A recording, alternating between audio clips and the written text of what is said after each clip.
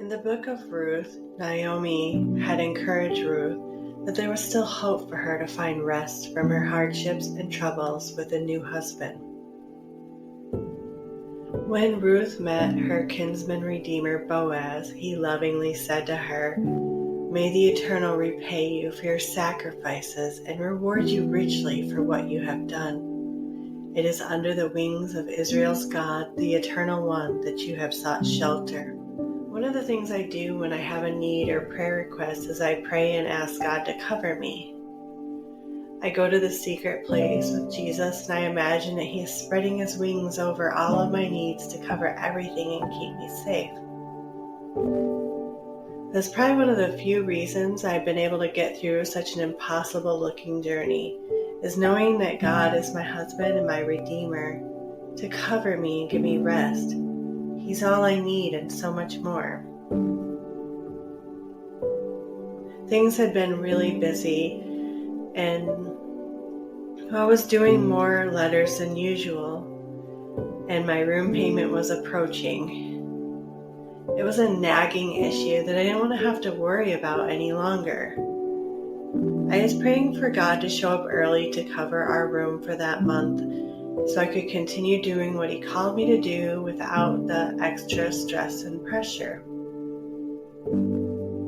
Right after I prayed that, the Lord led me to learn about His creation through the heron bird. God is the creator of all, and through His all-present and all-powerful ways, He loves to speak through His creations to us if we will come to Him with childlike faith. The heron bird uses a canopy method for hunting for food. It will spread its wings over the water to cover the sunlight and create a shadow covering. As the heron does this, he also hides his reflection of his neck so that the fish cannot see him. By placing a shadow over the water, it draws up the fish and the heron can enjoy a bountiful meal. The Lord started to show me this and say that He would cover my prayer request. He also showed me that I needed to apply my faith, just like Ephesians 3:20. It is His power that meets us at our participation of faith. The rest of that day, I imagined that God had covered His wings over us, and I saw fish flowing up from the water. And the more I engaged my faith to believe that God would do this for me, it caused me to naturally block out the doubts and fears that I had. By the end of the day, I was dancing in my kitchen and celebrating that my rent was covered early and that God showed up to cover me and answer my prayer. By the next morning, I was getting thoughts of worry coming at me because nothing had happened yet. And then the Lord told me to make the choice, because that's what would turn everything around. Now let me explain the choice. When we press our faith up to God and believe that He will do something, there is a thought that will come just before it happens. It comes like a shadow of doubt concealed as a thought, like maybe it won't happen or something similar. When that thought came to me, I had to make the choice to have faith or to have a fear-based worry. That moment can change everything, and I knew I was at that moment. You will know that you are at that moment when a sunlight of hope and expectancy is suddenly covered with a feeling of fear or gloom from a worrisome, doubtful thought. It is at that time when you have to choose blue skies or clouds, sunlight or darkness, hope or despair. I decided to hold my faith and deny all my worries and fears. I put on some worship music and I danced around my kitchen as a celebratory dance, like a tri-colored heron gracefully dancing over the water during its hunt. Anytime that I would feel worry or doubt sneak in, I would use my engaged faith to imagine that I got good news that my rent was covered early, just like I prayed. After I danced around my kitchen, I sat down to check my email.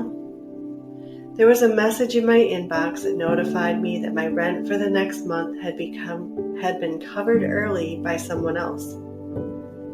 God did just like He showed me through the heron bird. God covered me with His wings of refuge so that I could have rest. He was my husband to cover and protect me, and that gave me the best comfort that I could ever ask for. I had some other prayers too, and so I decided to press my faith into God and see what He would do. First, I prayed and shared with God what I was hoping for Him to do, and then I let that prayer go like a bird flying up to be fulfilled. After we let go of the prayer, then it's time to activate our faith with expectations by blocking out the distractions of doubt. I imagine God was like a giant heron and He spread His wings over the water to cause the invisible longing to rise up like fish. I pressed my faith in deeper, and I imagined that fish were falling into my hands from God and His covering to answer this prayer request. One of the things that really helps me to apply my faith is to have a precise target. I activated my faith by visualizing the fulfillment showing up to cover me, and within the hour, that exact prayer request showed up as a hope fulfilled. What I have just explained is part of the process I share in the Hope Repose course, which I created to help people help make their hopes and their prayers tangible through faith. You can find that at my website at www.diamondsfromthedust.com. The Hope Repose is all about taking something out of your invisible hope and causing it to emerge in your life as a tangible fulfillment. It is the ultimate way to see your prayers fulfilled and live by pure faith, whatever they may be. Over the years of living like this, I share the exact process that God taught me to use to live by His miracle power coming through my needs and weaknesses. I could have never survived this if God was not spreading His wings over me to give me rest. It was all God as being my covering, and He met me at my faith and my willingness to look to Him. The joy of the Lord is our strength, and He covers us in all our hopes and our dreams and our needs. I also join in prayer with you, that God would cover you with the answer to your prayers and give you the fulfillment that you are longing to see. I love you.